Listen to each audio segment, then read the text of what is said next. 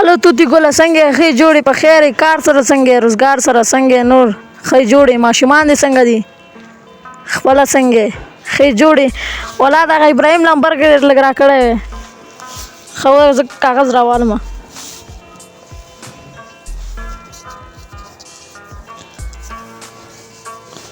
ښه وایه دا لږ ورو ورو وایه چې په راتاویه.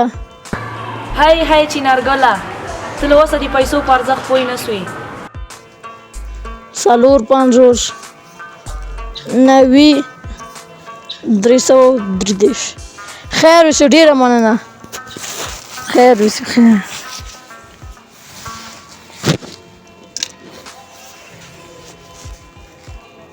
السلام علیکم. وعلیکم سلام. څنګه یې؟ ښې جوړې په خیر یې؟ هی ته لا تر اوسه د پیسو په ارزښت نه یې پوه سوی. تا باید دا په بټوه کې ایښې وی، ښه پاکې دې ایښې وای، چپکړې دې وای، خو مګر ته پې نمبر لیکې. واوره څه خوړلي خو مې نه دی، خو معمولي نمبر مې پې لیکلی که نه. که نن سبا ته په دې نمبر لیکې، تا نه بل نفر زده کوي، بل زده کوي چې هغه نه وي ورسره، پرچه نه وي ورسره، همداسې چې ټول زده کړو، نو په دې خو د موږ ټوله راکړه ورکړه ده. د پیسې عمر کمیږي، اهمیت یې کمیږي، ارزښت یې کمیږي. ولې ته داسې کوې؟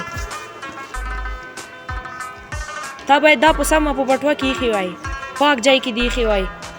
په دې پیسو ټوله راکړه ورکړه کېږي نن سبا که نه. ښه نو زه اوس څه وکړم؟ ته اوس دا وکړه، دا په پاک ځای کې کېږده، په منظم ځای کې کېږده، بټوه کې دې کېږده. که بټوه نه یې در سره جیب کې کېږده، خو ته مګر خط پې کې. ولې خط پې کې؟ په دې سره خو پیسو عمر کمیږي که نه. ښه راوله دا خبره په ځان عملي کړم، بیا نور ملګرو ته مو ووایم چې داسې کار باید وکړو، ځکه دا زموږ پیسې دي. ښه دې وکړه چې پوه دې کړم وروره، د هغه نه دې ډېره مننه وکړه. راځه چې زه تا ته لاړ شم، دوکان کې یو بټوه درته واخلمه.